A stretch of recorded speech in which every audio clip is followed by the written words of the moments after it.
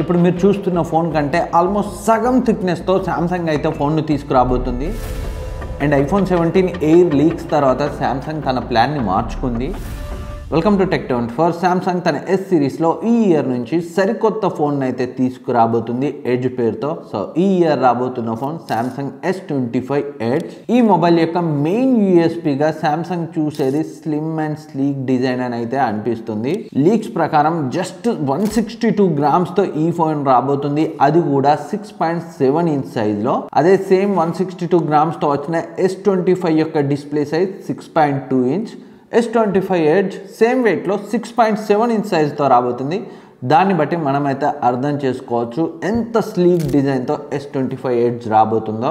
Leaks ప్రకారం ఈ S25 edge ఇనీషియల్గా 6.64 మిల్లీమీటర్ థిక్నెస్తో ఈ S25 ఎడ్జ్ రాబోతున్నట్లు లీక్స్ వచ్చాయి. బట్ ఎప్పుడైతే ఐఫోన్ 17 ఎయిర్ 5.5 మిల్లీమీటర్ థిక్నెస్తో రాబోతున్నట్లు లీక్స్ వచ్చాయో సామ్సంగ్ తన ప్లాన్ని మార్చుకుంది. డిజైన్ని చేంజ్ చేసి 5.84 మిల్లీమీటర్ థిక్నెస్తో ఈ S25 ఎడ్జ్ని అయితే తీసుకురాబోతుంది. ఇనీషియల్ ప్లానింగ్ కన్నా ఇంకా థిన్గా తీసుకురావడానికి సామ్సంగ్ తన S25 ఎడ్జ్లో ఒక కెమెరాని సాక్రిఫైస్ చేసింది.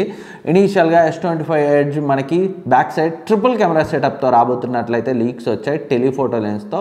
బట్ 3 లెన్స్ ఇవ్వడం వల్ల డివైస్ థిక్నెస్ పెరుగుతుంది, ఐఫోన్ 17 ఎయిర్ కంటే చాలా థిక్ అవుతుందన్న ఉద్దేశంతో సో ఆ డిజైన్ని మార్చి ఒక కెమెరాని రిమూవ్ చేసి జస్ట్ 5.84 మిల్లీమీటర్ థిక్నెస్ వచ్చేలా సో డ్యూయల్ లెన్స్తోనే S25 ఎడ్జ్ని అయితే వీళ్ళు తీసుకురాబోతున్నారు. సో ఆ లెక్కన S25 ఎడ్జ్లో టెలిఫోటో లెన్స్ అయితే మనకి ఉండే అవకాశాలు అయితే లేవు. జస్ట్ డ్యూయల్ లెన్స్ తోటి వస్తుంది. ఒకటి మెయిన్ సెన్సార్, మరొకటి ultra wide angle lens. Main sensor 200 megapixel సెన్సార్తో వస్తుంది. ఇది లాస్లెస్ 2x ఆప్టికల్ క్వాలిటీ ఇమేజెస్ని ప్రొడ్యూస్ చేస్తుందని అయితే మనకి అర్థమవుతుంది లీక్స్ ప్రకారం. అండ్ మరొక 12 లేదా 50 MP ultra wide angle lens అయితే S25 ఎడ్జ్లో ఉండబోతుంది. అండ్ ప్రాసెసర్ సేమ్ మనకి S25 సిరీస్లో యూజ్ చేసిన స్నాప్డ్రాగన్ 8 ఎలైట్ ప్రాసెసరే S25 ఎడ్జ్లో ఉంటుంది. అండ్ బ్యాటరీ గురించి మాట్లాడుకుంటే జస్ట్ 3900 mAh కెపాసిటీ బ్యాటరీయే మనకి S25 ఎడ్జ్లో ఉండబోతుంది. స్లీక్ డిజైన్ కోసం బ్యాటరీని కూడా ఇక్కడైతే సాక్రిఫైస్ చేశారు. బట్ సామ్సంగ్ కనుక సిలికాన్ కార్బన్ బ్యాటరీని యూజ్ చేసి ఉంటే సో ఇదే సైజ్లో 4500 mAh కెపాసిటీ ఇచ్చేవాళ్ళు. బట్ సామ్సంగ్ యొక్క పూర్ బ్యాటరీ మేనేజ్మెంట్ ప్రీవియస్లీ మనం చూసాం, కొన్ని బ్లాస్ట్లు కూడా జరిగాయి నోట్ సిరీస్ టైంలో.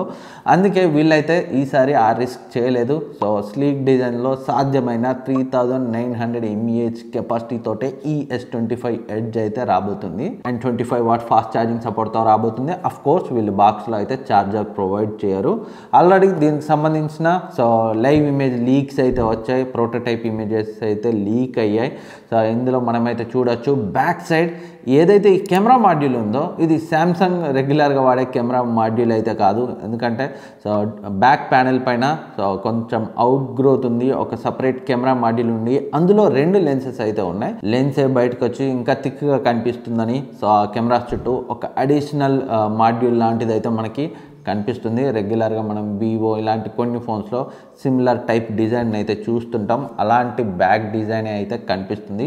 సో చాలా ఇమేజెస్ అయితే లీక్ అయ్యాయి, డిజైన్ అయితే చూడడానికి ప్రీమియంగా ఉంది. సో మీరు స్లిమ్ అండ్ స్లీక్ డిజైన్ కోసం టెలిఫోటో లెన్స్ బ్యాటరీ లైఫ్ని సాక్రిఫైస్ చేసి ఈ S25 ఎడ్జ్ని కన్సిడర్ చేస్తారా, లేదా కొంచెం థిక్ ఉన్నా కానీ లెస్ ప్రీమియంగా ఉన్న better battery life and telephoto lens ఉన్న S25ని ప్రిఫర్ చేస్తారా? కింద కమెంట్ సెక్షన్లో కమెంట్ చేయండి. దీనికి సంబంధించి ఇవన్నీ లీక్సే, బట్ మోస్ట్ ఆఫ్ దెమ్ యాక్యురేట్గానే ఉంటాయి. ఏవో ఒకటి అరా చేంజెస్ అయితే జరగచ్చు. సో వెరీ సూన్ దీనికి సంబంధించి లాంచ్ అయితే గ్లోబల్గా జరగబోతుంది. ఇండియాలో కూడా ఈ మొబైల్ అయితే లాంచ్ అవ్వబోతుంది. సో ఇది సామ్సంగ్ గెలాక్సీ S25 ఎడ్జ్కి సంబంధించిన ఇన్ఫర్మేషన్. ఇంకేమైనా డౌట్స్ ఉన్న కింద కమెంట్ సెక్షన్లో కమెంట్ చేయండి, నేనైతే రిప్లై ఇస్తాను. Thank you for watching. ఇలాగే ఎప్పటికప్పుడు అప్డేటెడ్ ఇన్ఫర్మేషన్ కోసం మన ఛానల్ని సబ్స్క్రైబ్ చేసి పక్కన ఉన్న బెల్ ఐకాన్ని యాక్టివేట్ చేసుకోండి. నెక్స్ట్ వీడియోలో మళ్ళీ కలుద్దాం.